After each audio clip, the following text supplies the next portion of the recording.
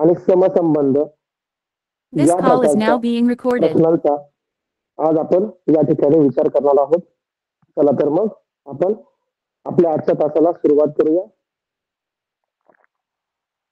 आज आपण फेब्रुवारी 2020 या 2020 या वर्षाचा 5वीचा शिष्यवृत्तीचा मेन पेपर पाहणार आहोत. त्या पेपर मधला प्रश्न क्रमांक 46 ते 54 बघा. क्वेश्चन नंबर प्रश्न क्रमांक 46 ते 54 म्हणजे 9 प्रश्न या ठिकाणी पाण्यातील प्रतिबिंब, आरशातील प्रतिमा आणि समसंबंध. बघा, आरसा, पाणी आणि समसंबंध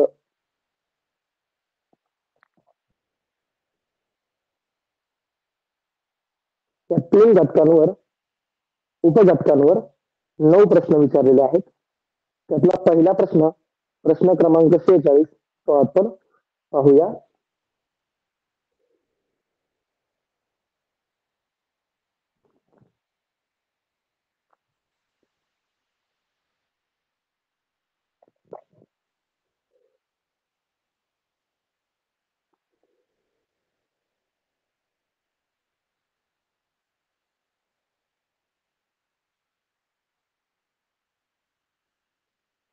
प्रश्न क्रमांक 46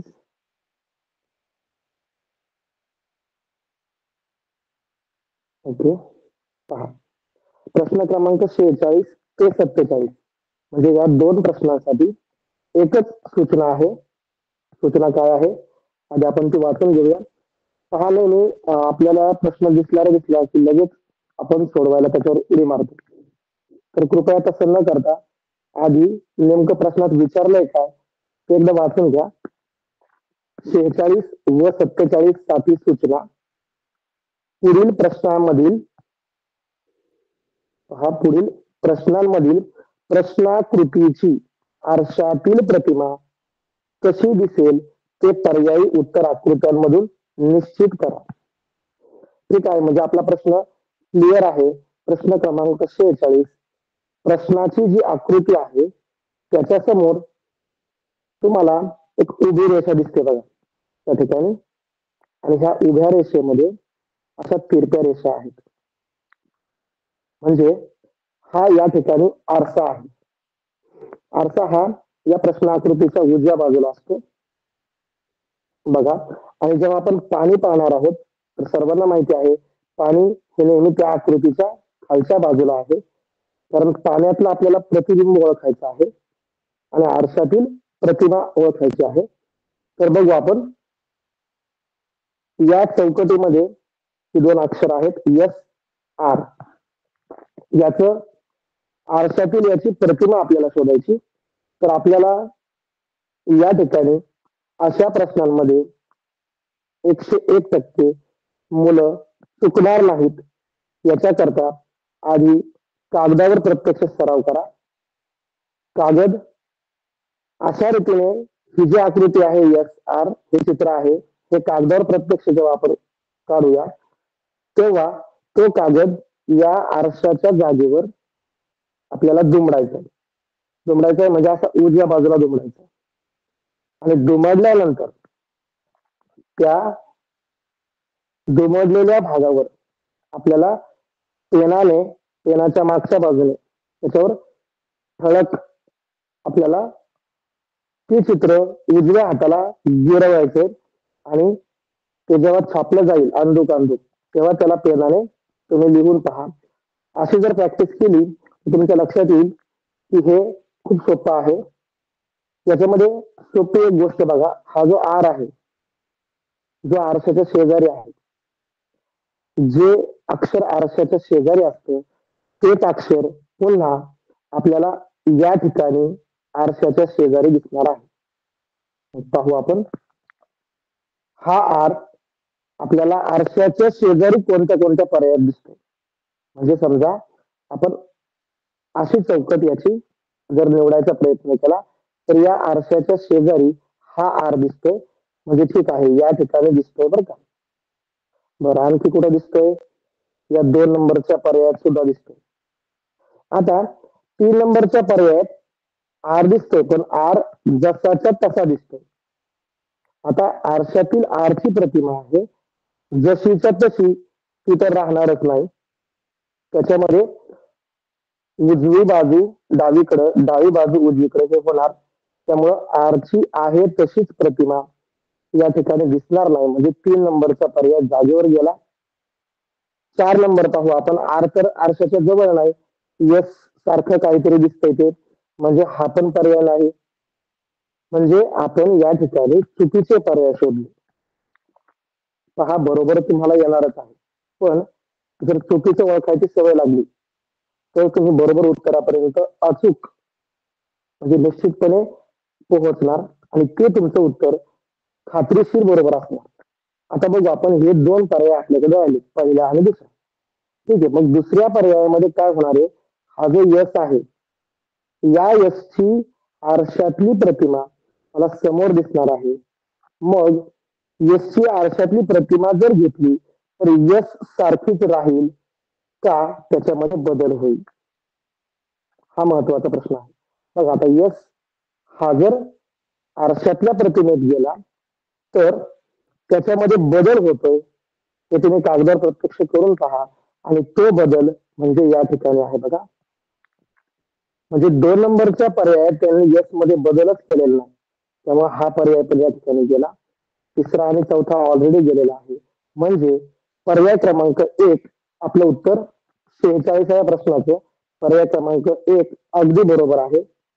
एवढी खात्री झाली की मग आपलं आपण फायनल उत्तर 46व्या प्रश्नाचं पर्याय क्रमांक 1 वर्तुळ रंगवायचं आहे.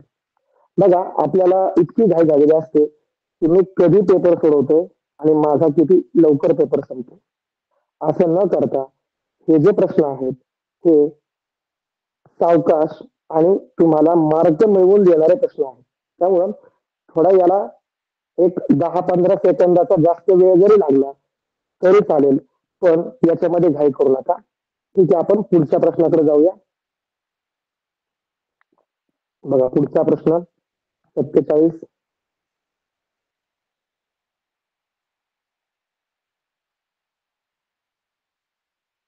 प्रश्न क्रमांक 47.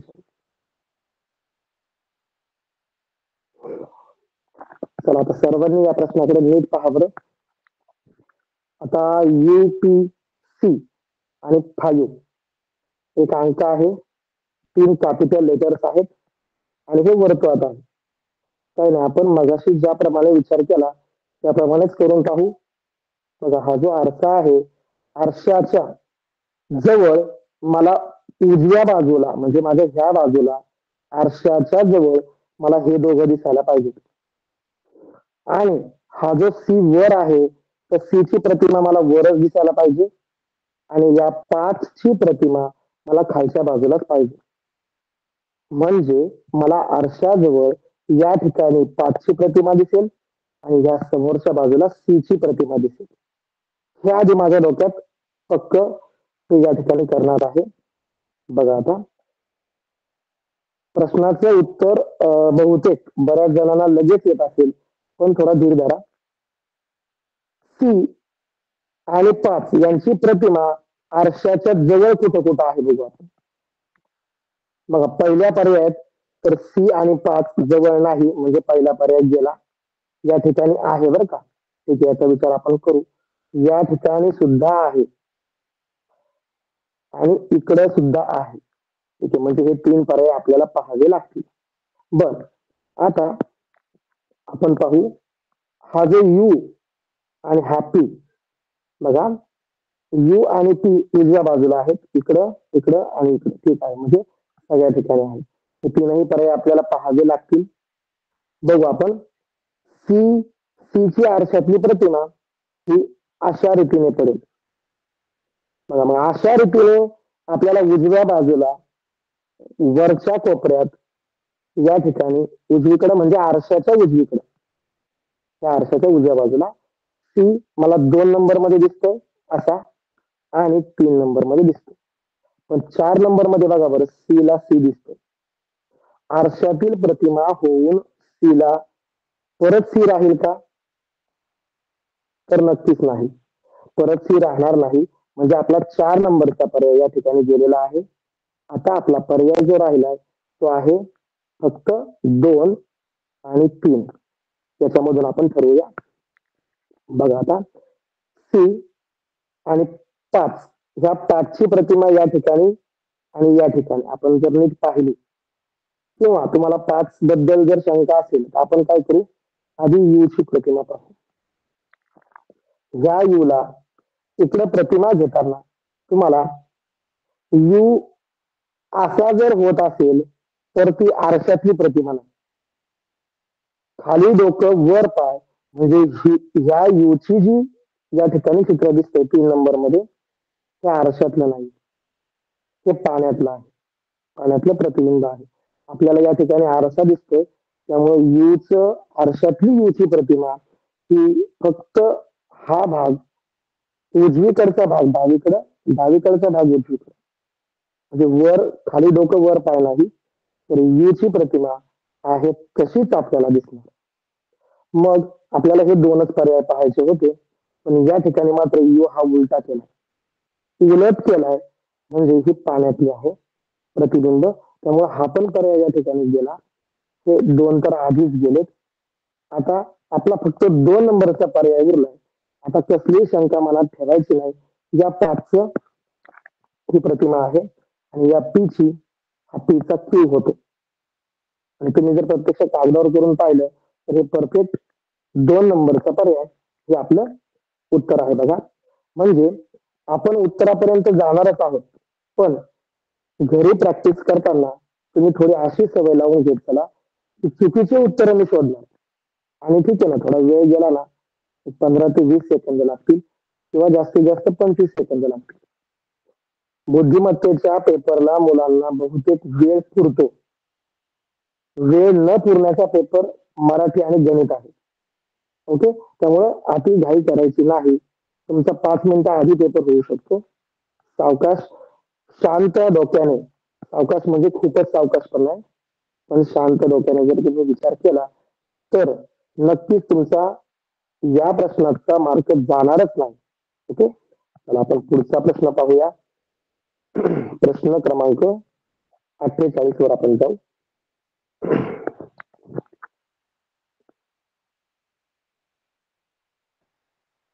पहा प्रश्न क्रमांक 48. आता प्रश्न 48 व 49 यांच्यासाठी सूचना आहे. पुढे दिलेली प्रश्नाकृती पाण्यावर उभी धरल्यास, पाण्यावर उभी धरायची आहे. म्हणजे या ठिकाणी खाली पाणी दिसते बघा. ओके, खाली पाणी आहे, याचं प्रतिबिंब पडणे म्हणजे हा खालचा वरचा भाग एकदम मागे जाणार आणि हा जो पाण्याच्या जवळ जो भाग आहे तो मात्र इथं जवळच राहणार. हा जवळचा भाग जवळ, लांबचा भाग लांब, आणि खाली डोकं वर पा. पाण्याच्या प्रतिबिंबामध्ये जो भाग खाली आहे तो वर जातो, वरचा भाग खाली येतो. खाली डोकं वर पाय.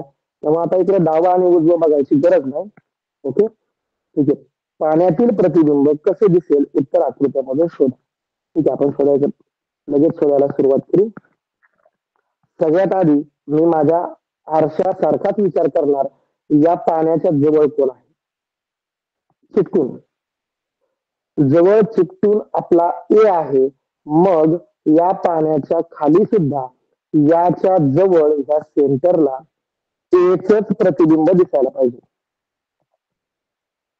म्हणजे माझ्या उत्तराच्या आकृतीमध्ये मला जर ही चौकट आहे तर या चौकटीच्या बरोबर मध्यभागी या वरच्या बाजूला फक्त एच प्रतिबिंब कुठं आहे ते आधी मी चेक करणार. जास्त अक्षर चेक नाही करायचं. किंवा एच्या जवळ हा पी आहे बघा वरती, मग पी माझा सगळ्यात खाली पडणार आहे. म्हणजे पीचं प्रतिबिंब मला या चौकटीच्या सेंटरला खाली पाहिजे. ए वर पाहिजे आणि पी चं खाली पाहिजे. ओके, आपण बघू बरं कुठं आहे. बर, या चौकटीच्या या ठिकाणी पाहिजे. म्हणजे सेंटरला, मला ह्या सेंटरला मध्यभागी इथं बघा, इथं एचं प्रतिबिंब दिसतंय का? नाही दिसत, एचं प्रतिबिंब नाही. आता ह्या तीन ठिकाणी ए बद्दल काहीतरी दिसतंय. म्हणजे या तीन आकृत्या आपल्याला पाहाव्या लागतील सुरुवातीला. बरं, ही पहिली आकृती आपली जागेवर गेली, पहिल्याचा विचार नाही करायचा. आता एचं प्रतिबिंब तुम्हाला ए सारखंच दिसणार आहे का? हा जर ए असेल आणि हा पाण्यावर धरला तर तुम्हाला याच्या खाली असाच परत ए दिसेल का? तर शक्यच नाही, तसा ए दिसणार नाही. तर तो खाली डोकं वर पाय असाच पाहिजे. बघू आपण, हा ए ला ए आहे म्हणजे हा पर्याय आपला जागेवर गेला.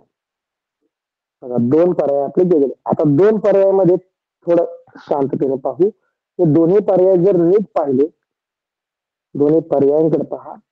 ए आणि पी बद्दल तर सारखं सारखं आहे बरं का, इथं आणि इथं हे सेमच दिसतंय.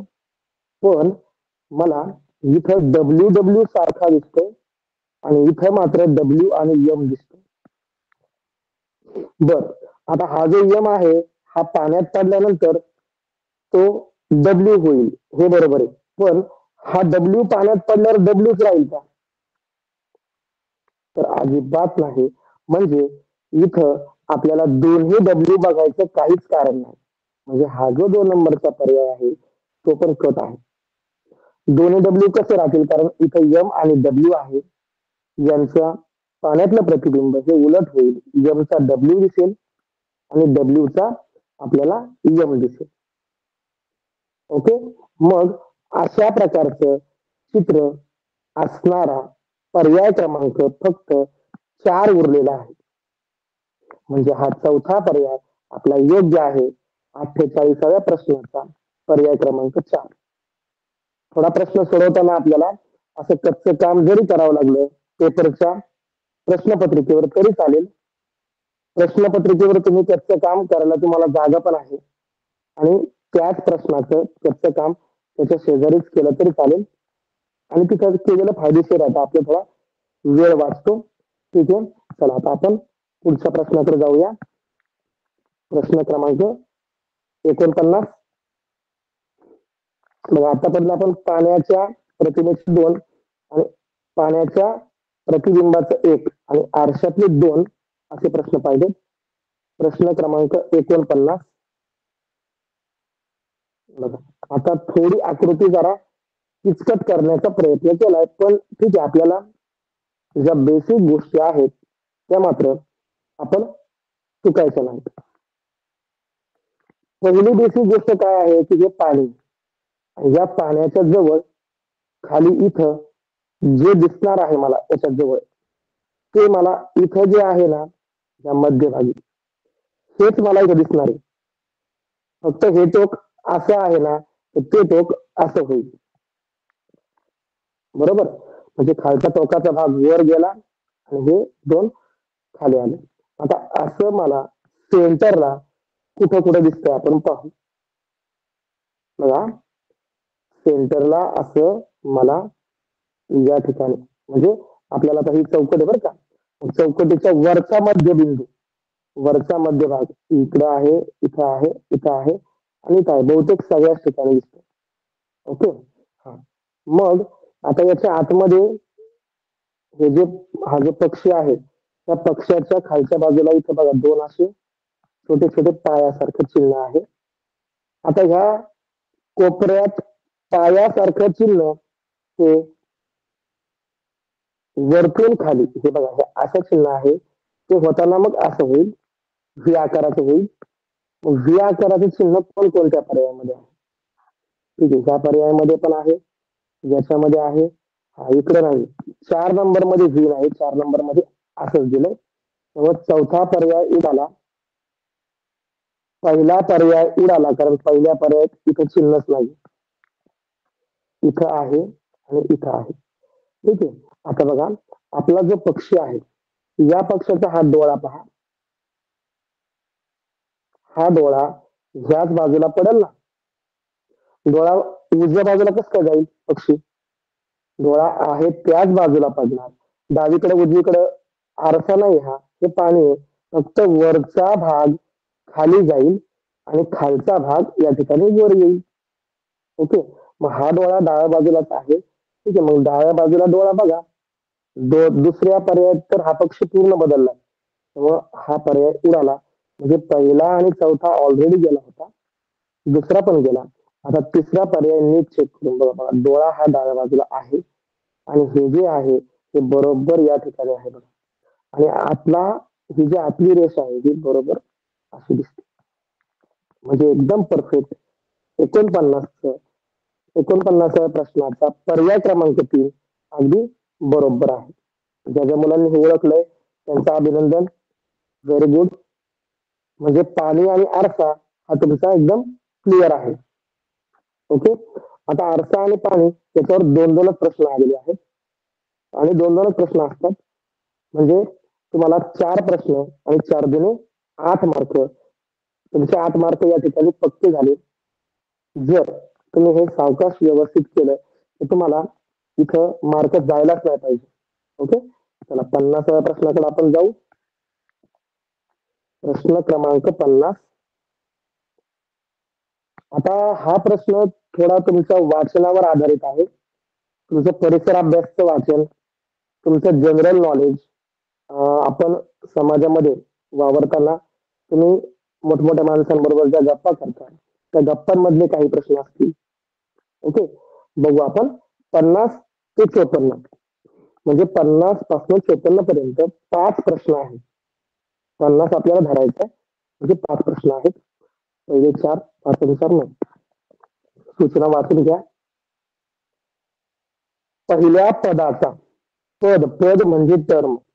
पहिल्या पदाचा दुसऱ्या पदाशी जसा संबंध आहे तसाच संबंध तिसऱ्या पदाचा चौथ्या पदाशी शोधून प्रश्नचिन्हाच्या जागीचा पर्याय निवडा. आता बघा, या दोघांचा जो संबंध आहे तोच परफेक्ट संबंध या दोघांचा पुढे, म्हणजे याचा कुणाशी येईल ते आपल्याला शोधायचं.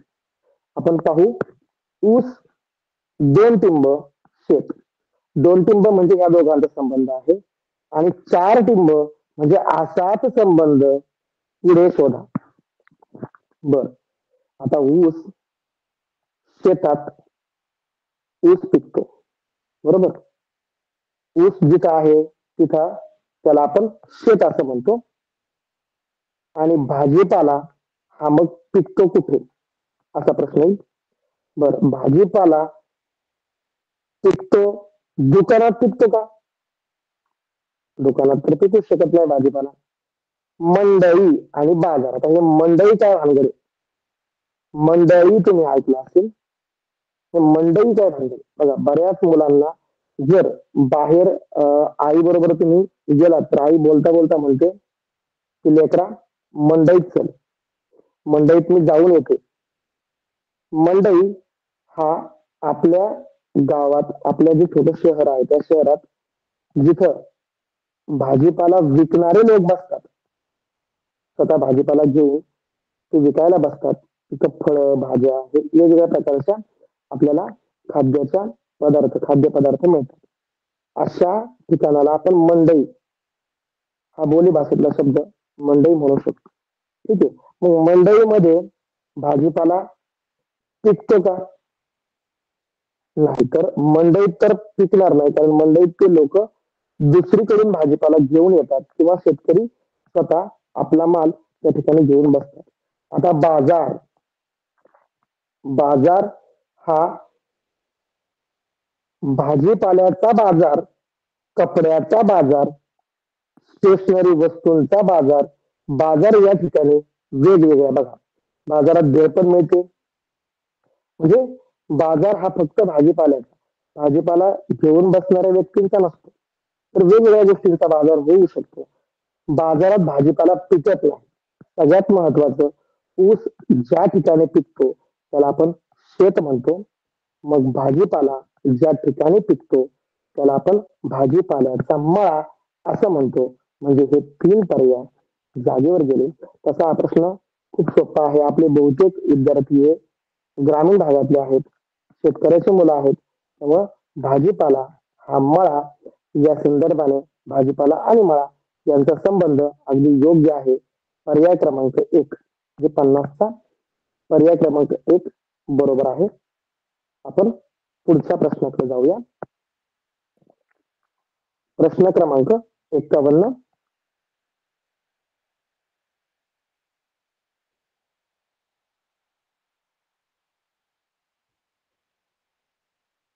हा पण प्रश्न खूपच सोपा विचारलेला आहे बघा. म्हणजे पेपर अवघड असतो असा जो गैरसमज आहे बघा, तो फक्त म्हणजे गैरसमजच म्हणावा लागेल. कारण बहुतेक वेळा काय होतं, एखादाच प्रश्न थोडा अवघड असतो आणि त्या अवघड प्रश्नाच्या खाली मात्र 2-3 सोपे प्रश्न असतात. पण मुलं काय करतात, अवघड प्रश्नाला घाबरतात. त्यांची मनस्थिती बिघडते, की मला हे येत नाही, मी नापास होणार किंवा मला कमी मार्क्स मिळणार. पण मार्कासाठी पेपरच देऊ नका. तुम्ही तुमचा आनंद घ्या, एन्जॉय घ्या. म्हणजे जर तो प्रश्न अवघड आहे, ठीक आहे, तो घेऊ नका. त्याच्या खाली सोपे प्रश्न आहेत ना, ते मात्र आपण चुकवायचे नाहीत. प्रश्न वाचून घेतला. ओके. पहा, 51 नंबर आपल्याला समज संबंध ओळखायचा आहे. चिमणी. चिमणी आपल्या डोळ्यांना दिसते. डोळ्यांना दिसणाऱ्या किंवा न दिसणाऱ्या आपल्या मनातील काही भावना पण असतील. त्यांना जे आपण नाव ठेवतो, त्याला आपण नाम असं म्हणतो. चिमणी, मला डोळ्याला काहीतरी दिसतंय आणि त्याला आपण चिमणी म्हणतोय. ठीक आहे, मग त्याला ते नाव ठेवलेलं आहे चिमणी, म्हणून ठेवलेलं नाव त्याला नाम म्हणतात. चिमणी हे नाम आहे. अगदी बरोबर. म्हणजे मला शब्दाची जात ओळखायची आहे. आपल्याला शब्दांच्या जाती माहिती आहेत. गेला. आता गेला हे काही नाम तर असू शकत नाही. तर आपण गेला असं कोणत्या मुलाचं कधी नाव पाहिलं का तुम्ही? ऐकलंय? शक्यता नाहीच आहे. नाम हे होणार नाही. सर्वनाम आपण कोणाला म्हणतो? तर नामाच्या ऐवजी रमेश पळत आहे.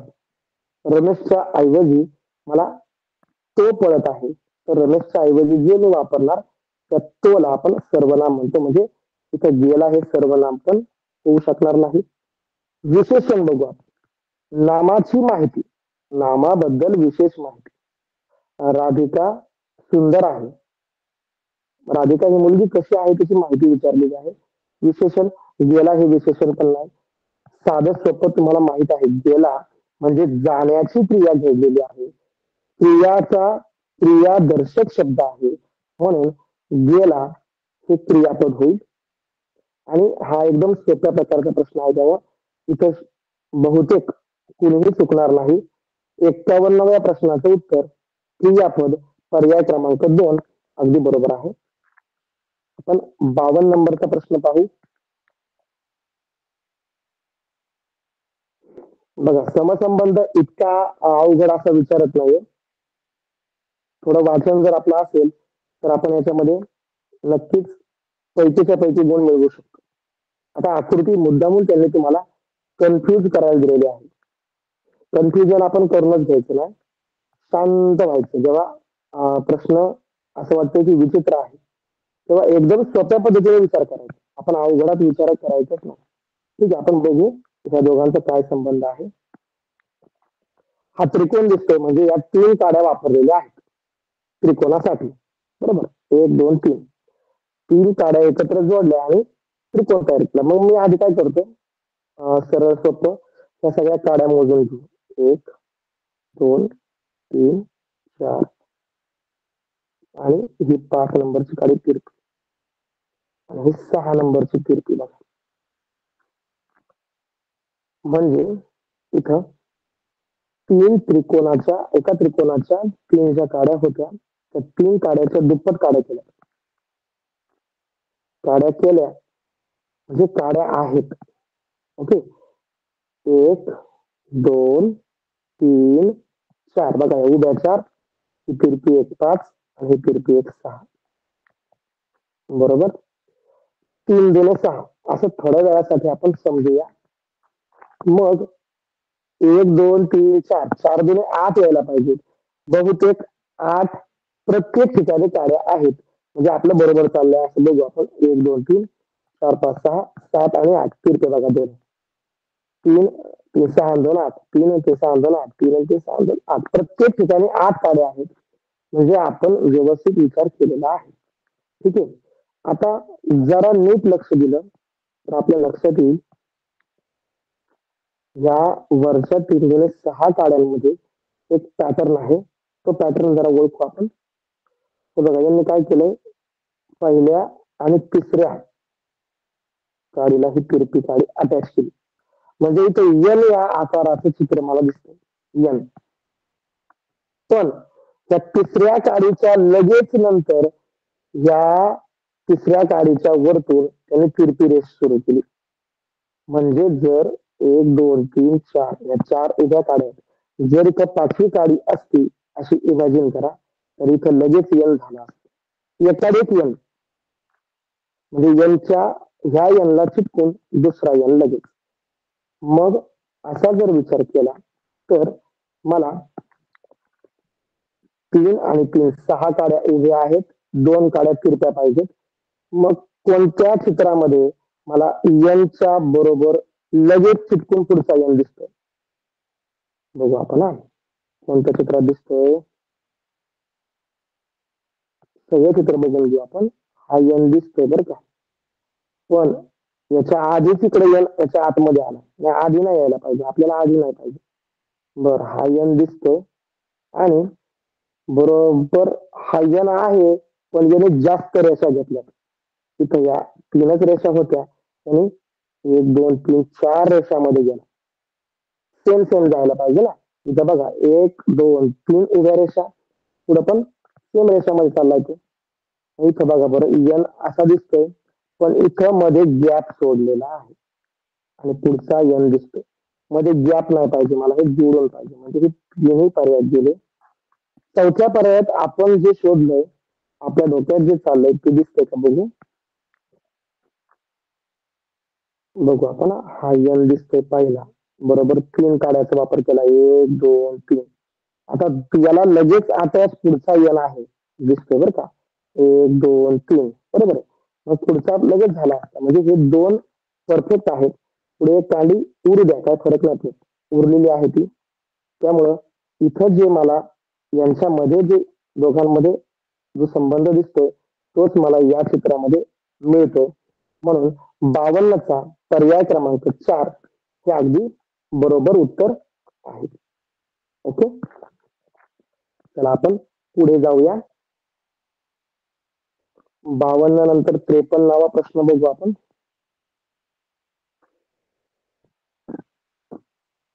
आता तुम्हाला वाटेल सर हा प्रश्न जरा विचित्र आहे बरं का.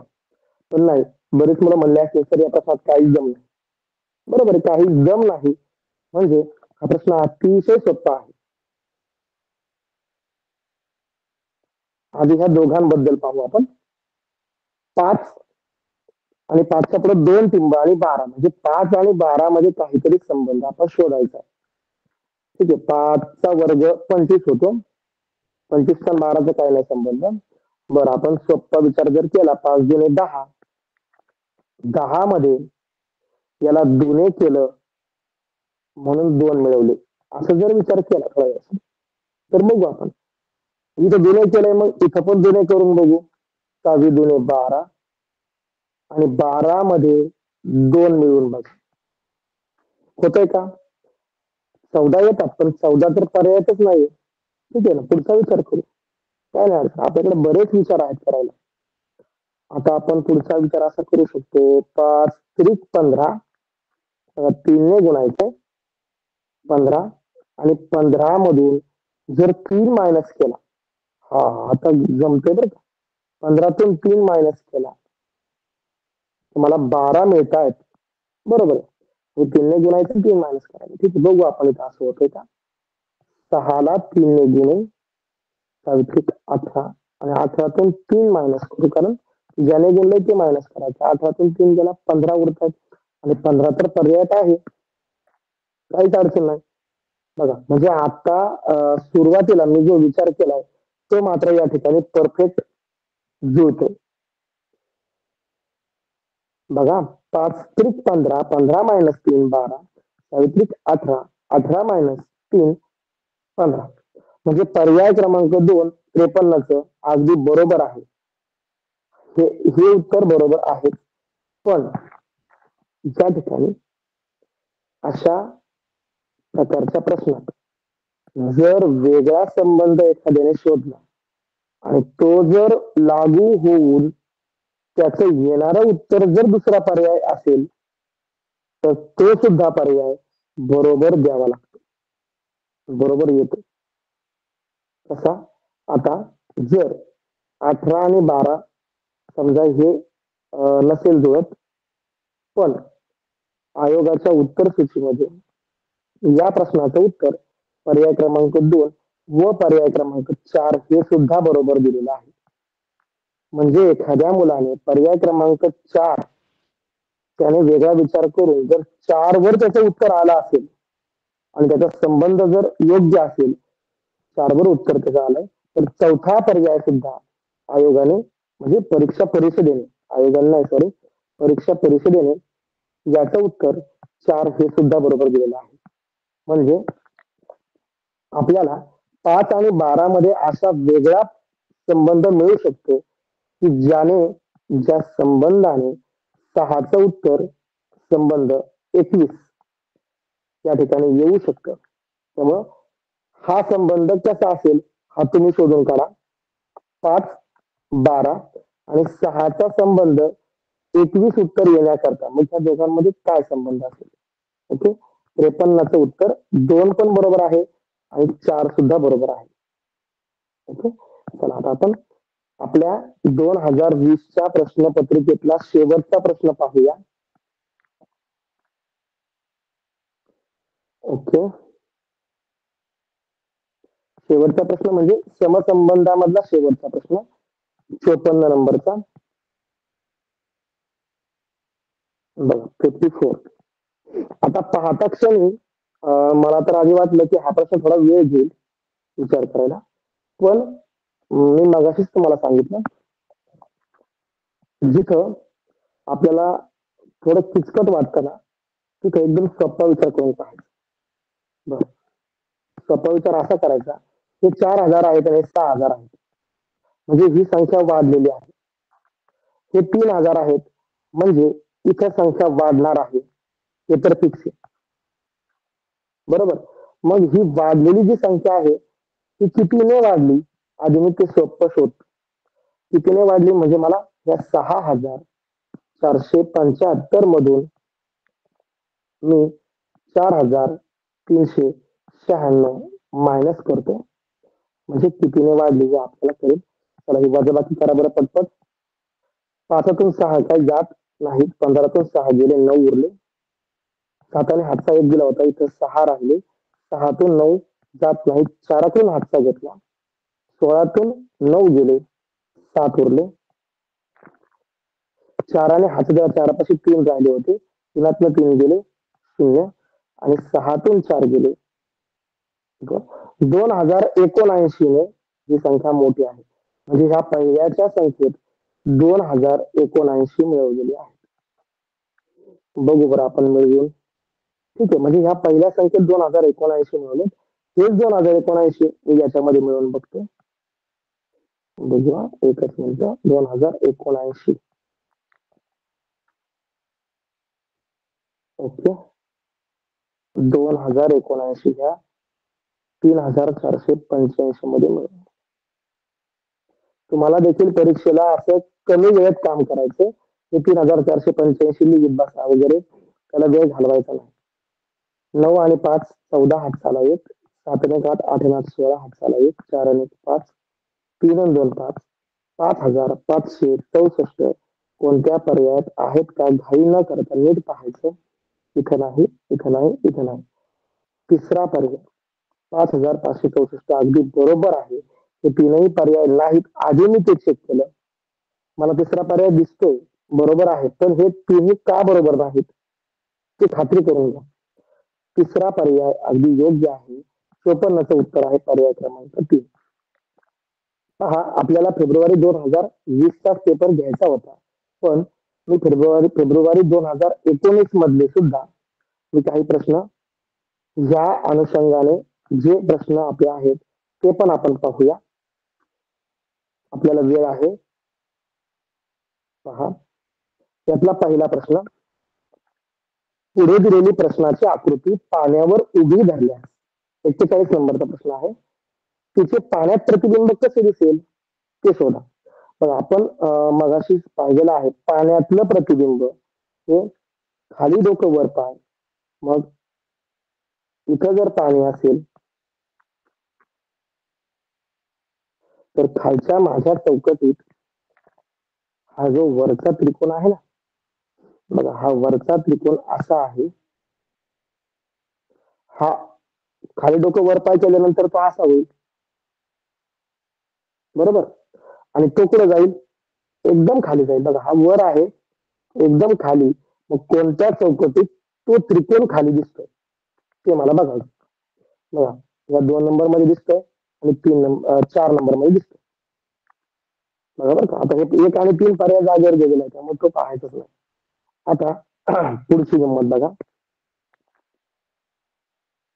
याचा अर्धा भाग जो रंगवलेला आहे तो ज्या बाजूला आहे त्याच बाजूला मला पाहिजे.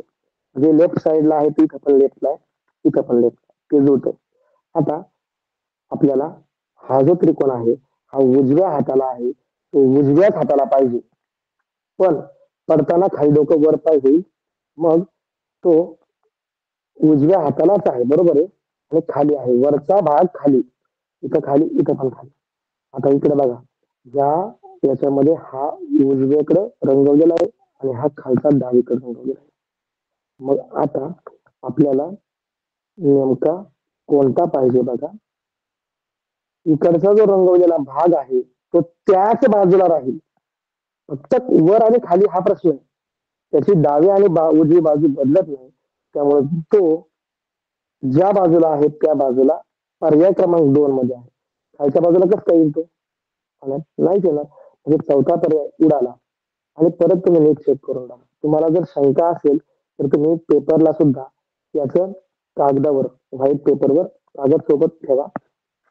व्हाईट पेपरवर याचं चित्र छापून तुम्हाला याचं पाण्यातली प्रतिबिंब करता येईल.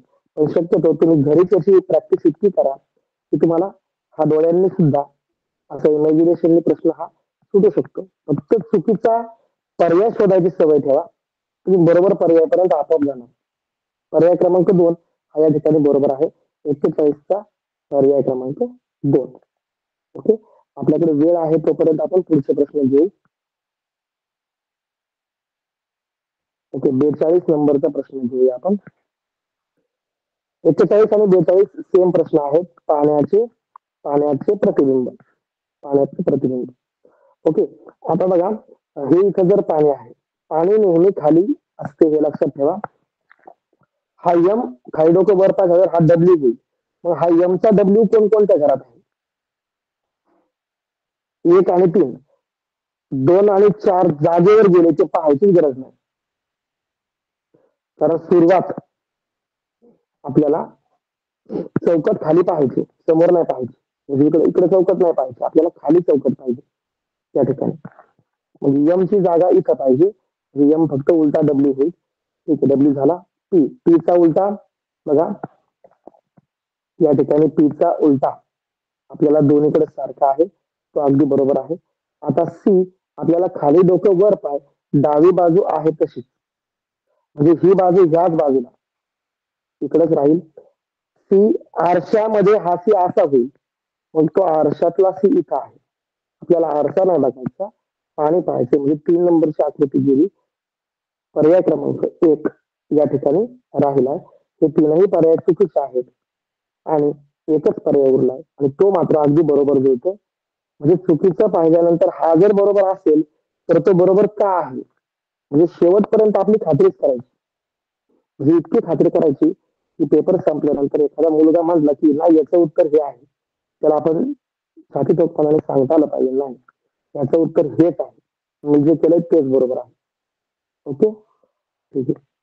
चला 42 नंतर आपण 43वा प्रश्न पाहू. 43 नाही, डायरेक्ट 55 नंबरचा प्रश्न आहे. आता बघा, मिरर इमेज. प्रश्न इंग्रजीत आहे, पण काही नाही तुमच्याकडे मराठी इंग्रजी दोन्ही बाजूने असतं. आपल्याला आरशातील प्रतिमा पाहायचा आहे. जरी पर्याय खाली दिलेले असतील तरी तुमचा आरसा मात्र उजव्या हातालाच असतो, हे मात्र लक्षात घ्या. आता एक गोष्ट लक्षात घ्या, हा जो अर्धा भाग आहे ना, हा जो आरशात जवळ आहे, तो इकडे येताना सुद्धा आरशात जवळच राहील, इथंच राहील, आरशाच्या जवळ. म्हणजे जो आरशात जवळ आहे तो आरशा जवळच थांबतो. मग त्या डी ला, ज्या व्ही ला आणि ज्या पी ला जागा आरशाजवळ आहे. मग डी, व्ही आणि पी ह्या बाजूला ज्या चित्रात आहेत ते चित्र आपण बघू. डी व्ही पी इथं आहे. बरं, इथं डी व्ही पी नाहीच आहे, तसं विशेष नाही. D V P, D V R आहे. आर बघायचंच नाही ना आपल्याला, डी व्ही पी पाहिजे. डी व्ही पी सारखं जे दिसतंय ते 1 आणि 3 मध्ये सध्या आहे. बरं, आपण पाहू बरं का.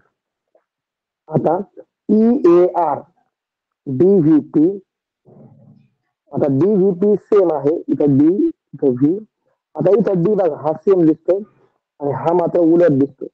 मग तुम्ही बघा, आरशामध्ये डी ची प्रतिमा ही तुम्हाला, डी ची प्रतिमा डीच राहील का डी ची प्रतिमा ही अशी होईल. आणि तुम्हाला हे चांगलं माहित आहे, डी ची प्रतिमा ही उजवीकडचं डावीकडे आणि डावीकडचं उजवीकडे, म्हणजे जे उजवीकडे दिसतंय ना ते डावीकडे जाईल, म्हणजे इकडे येईल. म्हणजे डी ची प्रतिमा या ठिकाणी बरोबर आहे. डी ला डी इथं राहणार नाही, म्हणजे पहिला पर्याय पण उडाला. पहिला गेला, दुसरा गेला आणि चौथा गेला. 55चा पर्याय क्रमांक 3 अगदी बरोबर आहे. ओके, चला आपण पुढे जाऊया. 55 नंतर मग आता सरळ प्रश्न आहेत 63 पर्यंत. 56 नंबरचा प्रश्न पाहू आपण. बघा आता, इथं पण आरसाच आहे बरं का. म्हणजे 55 आणि 56 हे दोन्ही प्रश्न एकासाठीच आहेत. बघा, इथं आरसा असेल तर मगाशी सांगितल्याप्रमाणे जे आरशात जवळ आहे ते इकडे पण जवळच येणार आहे, हे लक्षात ठेवा. चारची प्रतिमा अशीच दिसणार. मग चार माझ्या चौकटीत कुठं कुठं जवळ आहे, इथं आहे, इथं आहे, इथं आहे. ठीक आहे, तुम्ही पर्याय बघू. चारच्या जवळ हा सहा, सहाचा असा दिसेल. मग चारच्या जवळ 3 पाहिजे, मला 6 नाही पाहिजे. म्हणजे पहिला तर गेलाच होता आणि तिसरा गेला, आता राहिला दुसरा आणि चौथा. बघा, 3 आहे, 3 आहे. आता 7, 7ची प्रतिमा 7च कसं काय राहील. काही अक्षर आहेत तीच ती राहतात, पण 7 नाही राहू शकत. हा जो उजवीकडचा भाग आहे तो डावीकडे जाईल. म्हणजे उजवीकडचा भाग डावीकडे आणि डावीकडचा भाग उजवीकडे, म्हणजे आपला 7 असा होईल. बरोबर. म्हणजे हा पर्याय 7ला 7 तो राहणार नाही, तर तो असा होईल, हे बरोबर आहे. म्हणजे पर्याय क्रमांक 4 56चा अगदी बरोबर आहे, कारण हे 3 पर्याय चुकीचे आहेत. ओके, पुढं 56 नंतर आपल्याला 59, 59 पाहायचा प्रश्न. 59, 60, 61, 62, 63. ठीक आहे, आता हा प्रश्न समसंबंधावर आहे, पहिल्या पदाचा संबंध. ठीक आहे, आपण डायरेक्ट प्रश्न पाहू. हे जर चित्र नकाशामधलं आहे ते बंदराचं आहे. बंदर म्हणजे माकड का नाही, तर बंदर म्हणजे समुद्रावरचे जे जहाज आहे ते जहाज थांबण्याचं ठिकाण. जसं एसटी थांबण्याचं ठिकाण आहे एसटी स्टँड. रेल्वे ज्या ठिकाणी थांबते आपण त्याला रेल्वे स्टेशन म्हणतो. तसंच समुद्र मार्गाने जी प्रवासी वाहतूक होते, ते जे मोठे मोठे जहाज आहेत, शिप आहेत, ते थांबण्याचं किंवा उतरण्याचं जे ठिकाण आहे त्याला बंदर म्हणतात. आणि हे जे चित्र आहे, हे चित्र किल्ला, हवाई मार्ग आणि खान यांची चित्र तुम्ही पाहून घ्या. यात मी आता ज्याला बाण केला त्यांची तिघांची चित्र ही वेगवेगळी आहेत. फक्त दीपगृह, दीपगृह याच्यासाठी जे चित्र आहे ते आपल्या पुस्तकातलं नकाशाचं जे नकाशा वाचन आहे परिसर अभ्यास मध्ये. त्यामुळं परिसर अभ्यास आणि बुद्धिमत्ता यांचा निकटचा संबंध आहे. परिसर अभ्यासाचं वाचन, त्याच्या नोट्स काढणे, त्याच्याबद्दल असणारे वेगवेगळे व्हिडिओ पाहणे, हे काम मनापासून करा. त्यामुळे 59 नंबरचा योग्य उत्तर आहे पर्याय क्रमांक 2. ओके, ठीक आहे, आपण पुढे जाऊया.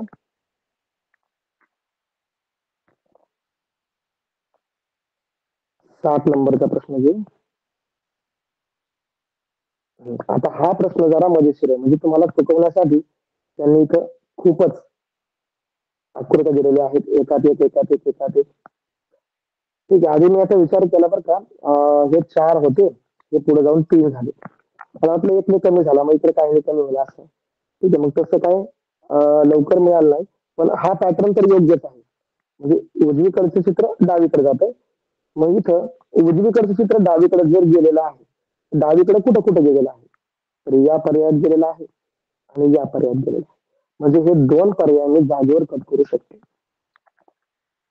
बघा, म्हणजे चुकीचं शोधायची जर सवय लावली ना, तर आपलं काम खूपच सोपं होतं. बघा, तर आता हे झालंय. मग आता यांच्यामध्ये नेमका पॅटर्न काय आहे मला ओळखायचा होता. तर आपण काय करणार, यांच्यामधला पॅटर्न ओळखण्यासाठी हे सगळे चित्र बघतो. 4 4 आणि 6 10, आणि इथं किती चित्र राहिले, 10चे 5 राहिले. बघा, इथं 10 होते, इथं 5 राहिले. इथं बघू आपण 4 आणि 4 8 8 आणि 6 14, इथं 14 होते आणि इथं 7 राहिलेले आहेत, म्हणजे निम्म होते. तर मग इथं चित्र किती आहेत, 4 आणि 3 7 आणि 3 10 आणि 2 12, 12चे 6 राहायला पाहिजेत आणि 6 आणि 4 10, 10चे 5 राहायला पाहिजेत. बघू आपण असं कुठे आहे. मग हे 5 आणि हा एक 6 राहिलेला आहे आणि 3 आणि 2 5, इथं 5 राहिले. आता इथं 4 आणि 1 5 आहे आणि 3 आणि 2 5 आहे, म्हणजे इथं एक चित्र कमी आहे या चौकटीत. म्हणजे हा पर्याय गेला. दुसरा पर्याय अगदी बरोबर आहे. प्रश्न क्रमांक 7चा दुसरा पर्याय योग्य आहे. ओके, पुढचा प्रश्न पाहू आपण. 61 62 63 तीनच प्रश्न राहिलेले आहेत, तेवढे आपण पाहू. आता बघा, हा समसंबंधामध्ये पण तुम्हाला आरसा आणि पाणी एकत्र केलं बघा तुम्ही. खूपच छान प्रश्न आहे. याच्यामध्ये यमचा संबंध याच्याशी लागला, म्हणजे यमचं हे काय आहे, आरसा नाही हा. आरशात यम सारखाच यम दिसणार, हे पाणी आहे. काही लोक वरतात, म्हणजे पहिल्या चित्राचं प्रतिबिंब ओळखायचे. आणि हा यलची आरशातली प्रतिमा आहे, बरोबर. म्हणजे पहिलं चित्र प्रतिबिंब, दुसरं चित्र आरसा ओळखायचा. ठीक आहे, मग याचं प्रतिबिंब आपण घेऊ. खाली डोकं वर पाय, कोणकोणत्या पर्यायात आहे, खाली डोकं वर पाय चौथ्या पर्यायात आहे, दुसऱ्या पर्यायात आहे. मग हे पर्याय गेले जागेवरच, सारखा यश दिसतोय, काहीच बघू नका पुढचं. हे दोनच पर्याय बघू, 2 आणि 4. आता याची मात्र आरशातली प्रतिमा पाहायची. आरशात ही जी बाजू आहे ती पुढे जाणार, म्हणजे अशी सुरुवात होणार, बरोबर. आणि तशी सुरुवात ही बघा, वर नाहीये, तशी सुरुवात इथं नाही. इथं आपल्याला आरसा पाहायचा आहे. हा पर्याय गेला. चौथा पर्याय 61 बरोबर आहे. ओके, चला पुढे आपण जाऊ. 2च प्रश्न राहिलेले आहेत, 62 आणि 63.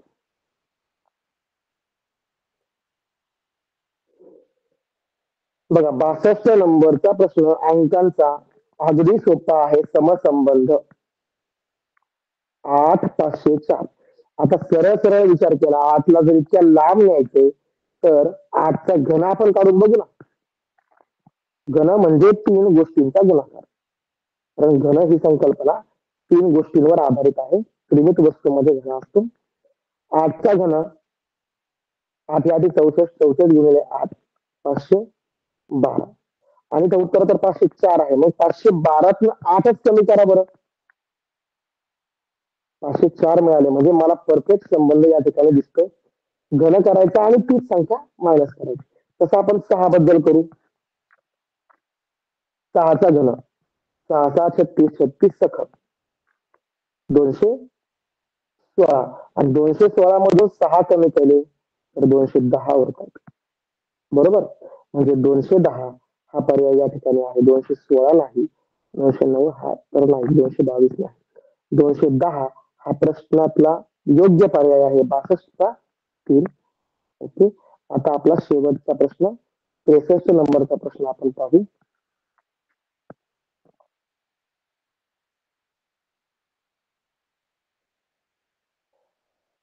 हा प्रश्न थोडा मला विचार करायला वेळ गेला बरं का, कारण मी थोडा अवघड विचार करतो. मुलं बुद्धिमत्ता शिक्षकांपेक्षा सुद्धा पटकन सोडवतात, कारण मुलांची बुद्धी खूपच तीव्र असते. आणि जर सोपा विचार केला तर मात्र हा प्रश्न लगेच निघतो. म्हणजे प्रश्न तयार करणाऱ्यांची जर मानसिकता आपण पाहिली तर ते दिसताना आकडे मोठे दिसतात, पण खूपच लहान सोपा विचार केलेला असतो. कसा ते बघू. हे 2 आहे आणि 2ला 2 ने गुणले आणि 4 मिळाले बघा. पहिल्या घराला 2 ने गुणायचं. ठीक आहे. दुसऱ्या घराला 4चा घर मी 1 नाही बघत, मी 12 बघतो. 4ला 3 ने गुणले, 4 त्रिक 12. आणि तिसऱ्या घराला 1 वरून 4 आला, त्याला 4 ने गुणलं. 4 एक 4. बघा, 2 ने गुणलं, 3 ने गुणलं आणि 4 ने गुणलं. आता 3 अंकी आणि 4 अंकी संख्येचा असा लगेच निकटचा संबंध नसतो. तर एक एक अंक शोधायचा. पहिल्या अंकाचा पहिल्या अंकाशी, दुसऱ्या अंकाचा 2 अंकाशी मधल्या. तसं जर आपण केलं 3चा 2शी गुणाकार, 3 2 6. 7 7 त्रिक 21 आणि 2 चोक 8. तर 6 2 1 8. 6 2 8 1 दिले बघा तुम्हाला चुकवण्याकरता. 6 2 1 8. 6 2 1 8. 6218. पर्याय क्रमांक 1 63चं पर्याय क्रमांक 1 हे उत्तर अगदी बरोबर आहे. तर मित्रांनो, आपण फेब्रुवारी 2020